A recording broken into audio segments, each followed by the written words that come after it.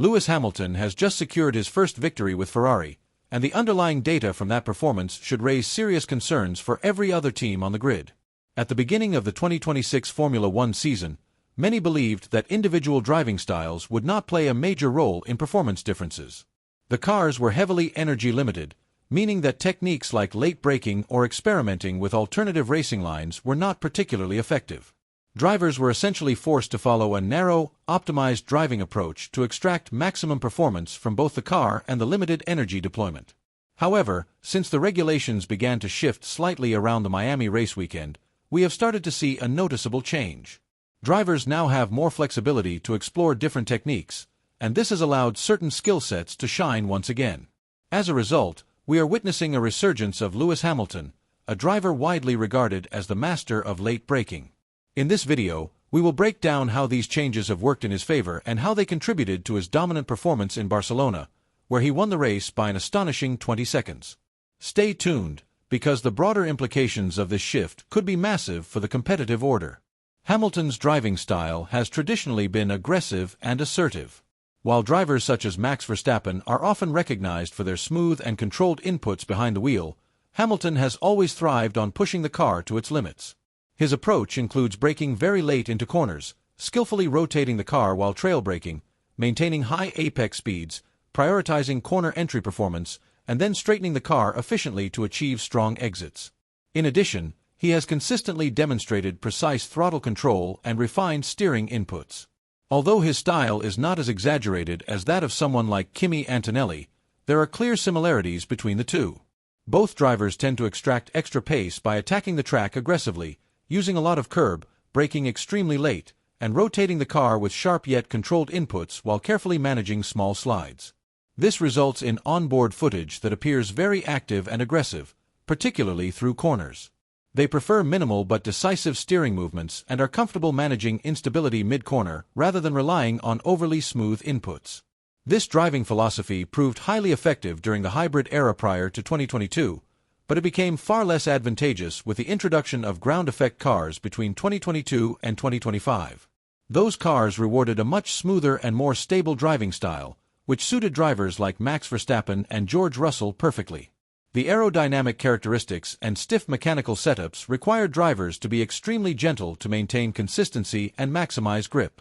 Hamilton himself admitted on multiple occasions during that period that he struggled to fully express his natural driving instincts, especially when it came to extracting maximum performance over a single qualifying lap. Now, moving into the 2026 season, the newer generation of cars, which are lighter, more agile, and produce less downforce, have reintroduced a sense of nimbleness. This has created conditions where aggressive inputs are once again beneficial, and Barcelona provided the perfect circuit to showcase Hamilton's strengths. Recently, Hamilton has been building strong momentum. Canada has historically been a favorable track for him, and he delivered another solid performance there.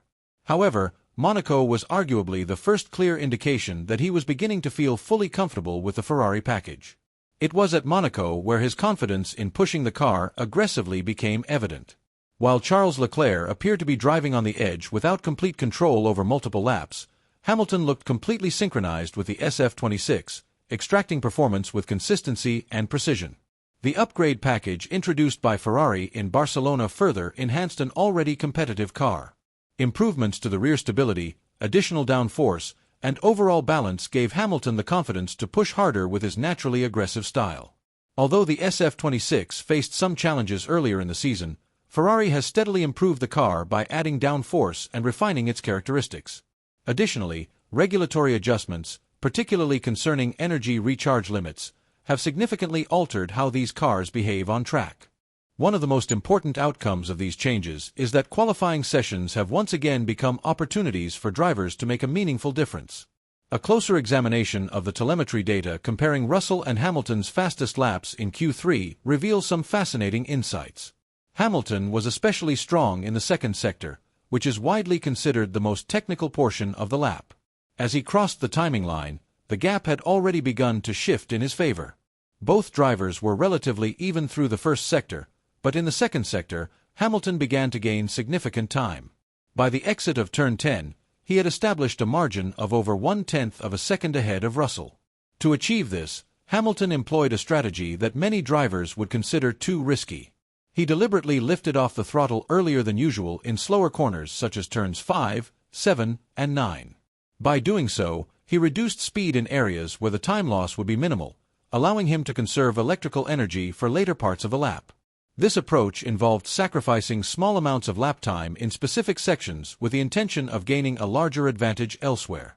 Essentially, he was strategically banking energy to deploy it more effectively where it mattered most, particularly in sections where Ferrari was comparatively weaker. Moving into the final sector, Hamilton once again demonstrated his confidence by braking very late into corners. However, this is where the strengths of the Mercedes became apparent, as it showed superior straight-line speed.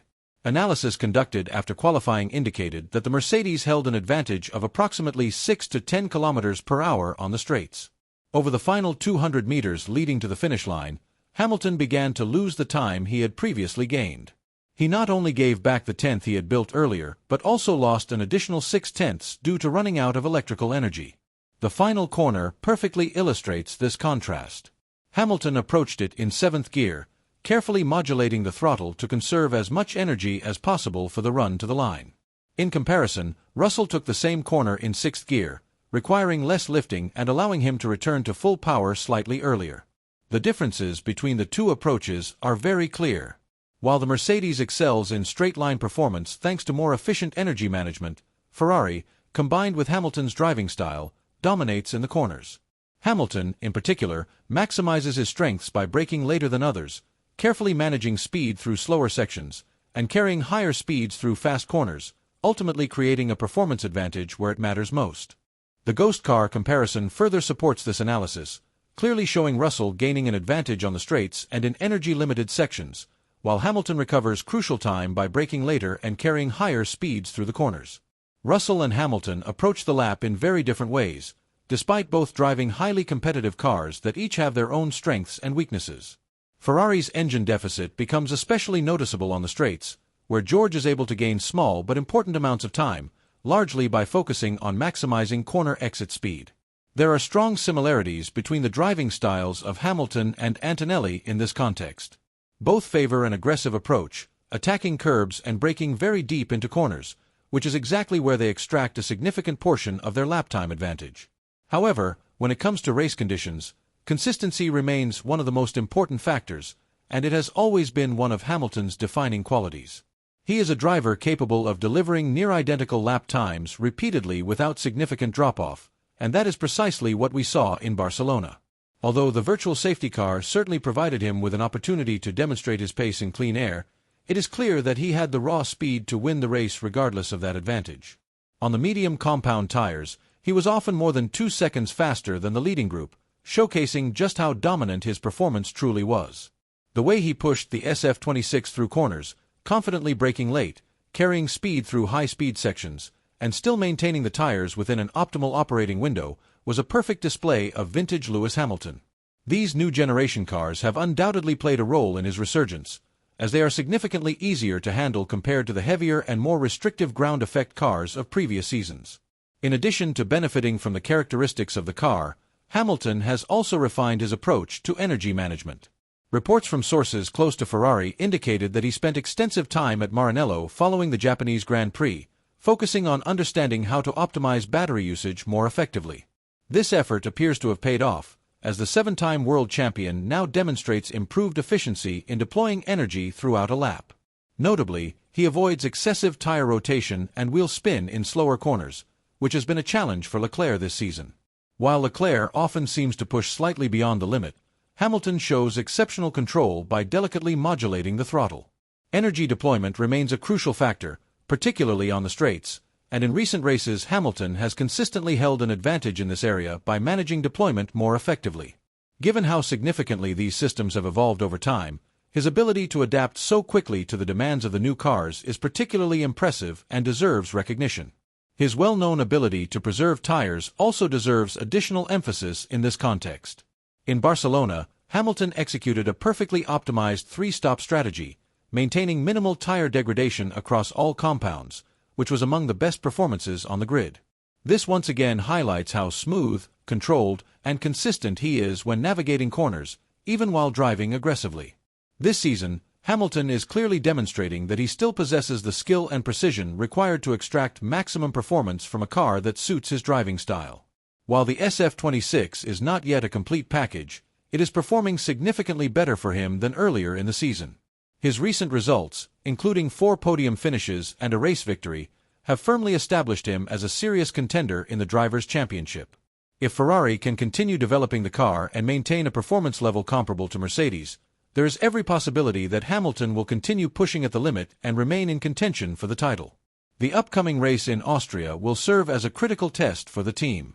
Ferrari is expected to introduce an engine upgrade, with reports suggesting a potential gain of between 5 and 12 horsepower. The motivation within the team is clearly strong, and the momentum is building. Hamilton has effectively shaped the team around his approach this season, and with a car that inspires confidence, he has been able to fully utilize his trademark driving style while extracting every possible fraction of performance. Compared to the early stages of the 2026 season, even small regulatory adjustments have injected new life into the championship, and it is encouraging to see the sport gradually shifting toward greater reliance on engine performance rather than purely on battery systems. With a 41-point gap still in play and a long season ahead, the key question remains whether Hamilton can sustain this impressive run of form. Austria is likely to provide important answers and could be a decisive moment in shaping the direction of the championship.